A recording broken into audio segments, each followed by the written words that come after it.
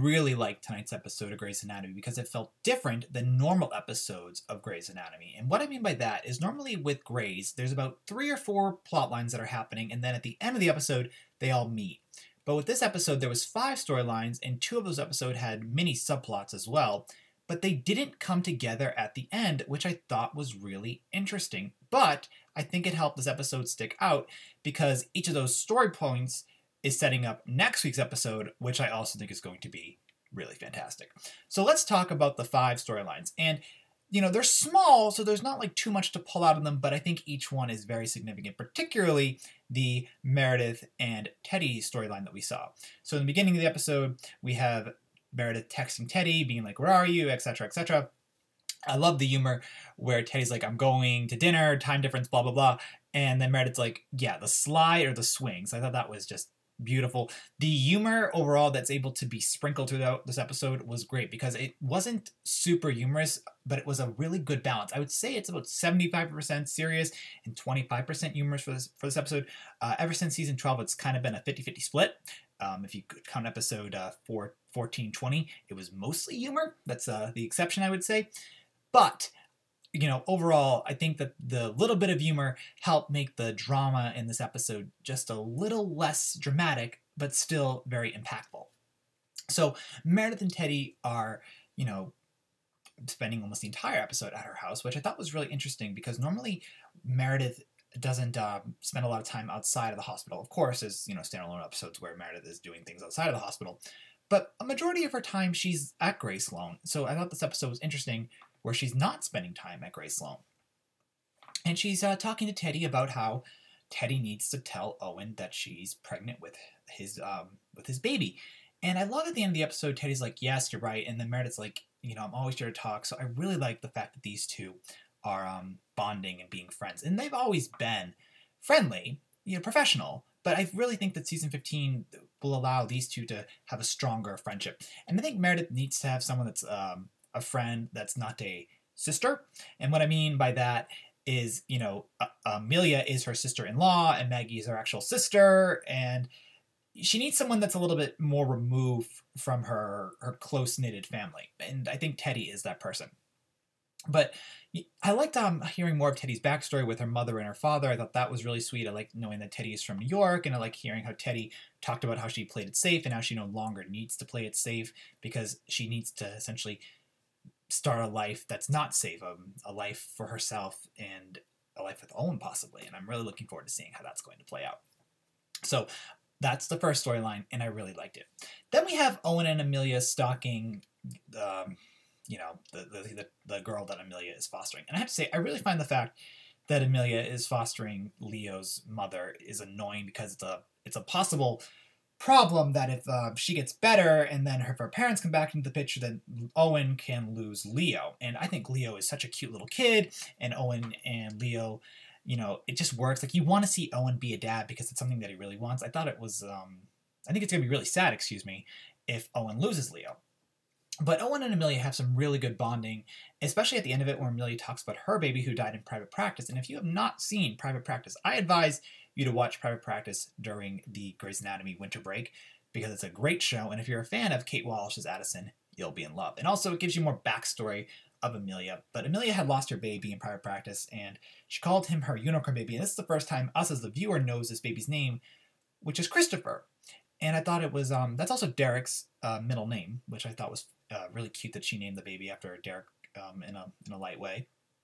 But Owen and Amelia are really rekindling. They're talking about the tumor, and essentially the tumor did make Amelia distant and not want to be, you know, with Owen.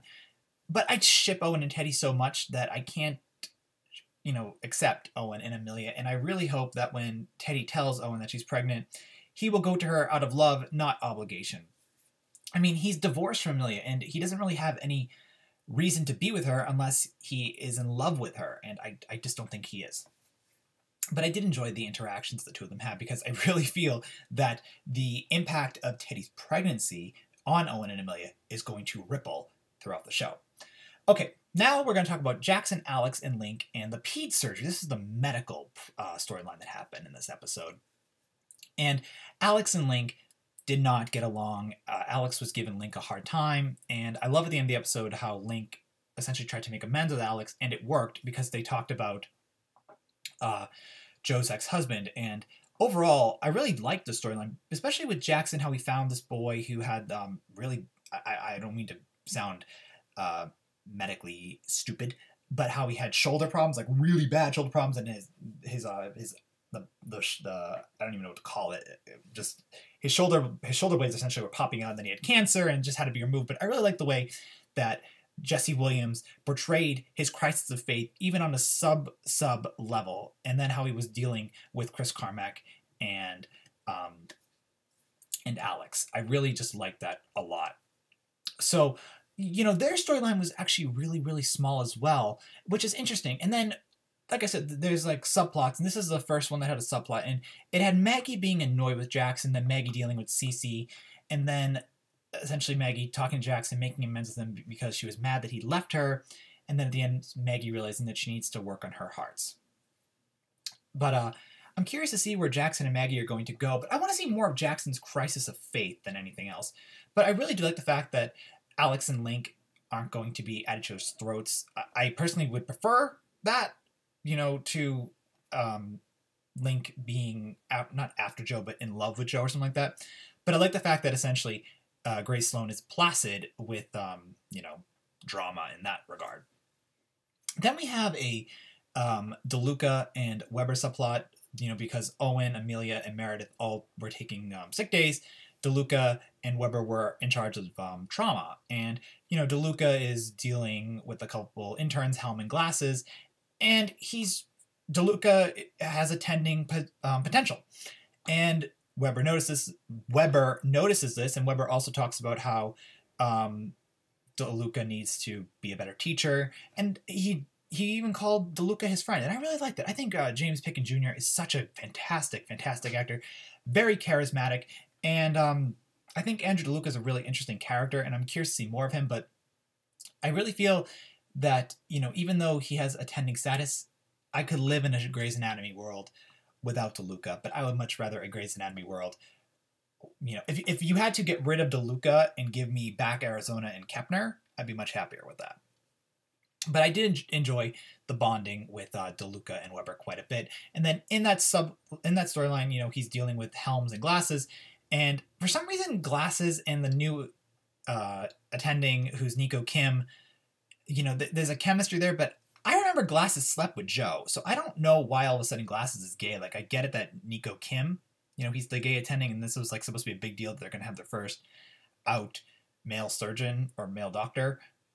I mean, it kind of feels like queer baiting as of now. He's been in 5 episodes and he hasn't done anything at all. And, his sexual orientation shouldn't be a big deal, but the press made it a big deal. And when the press is hyping it up, they got to deliver on some level. And it was a little annoying that I think Glasses is quite frankly bisexual. And I don't think that Dr. Kim is into him. But I'm curious to see more of Dr. Kim. I think there's potential there, but I'm just not overly excited for it because I just think it's queer baiting.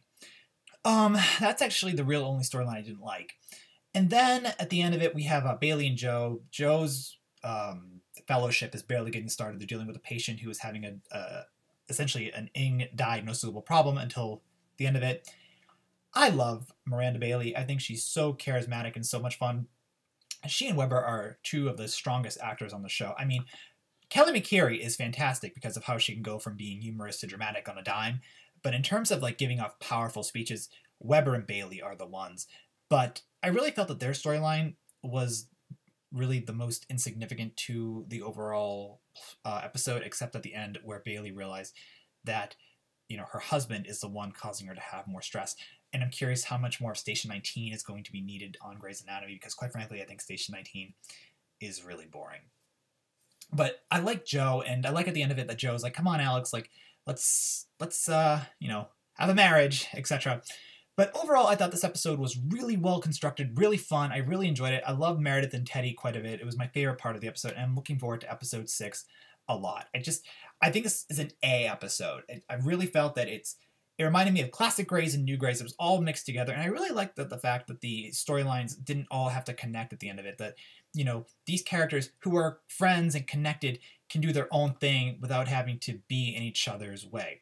I think the only thing about the episode I didn't like is how there was no Meredith and Alex time, and I really do like when they get to bond, but that's beside the point.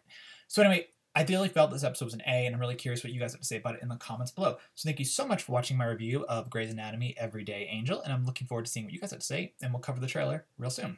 All right, guys. Bye.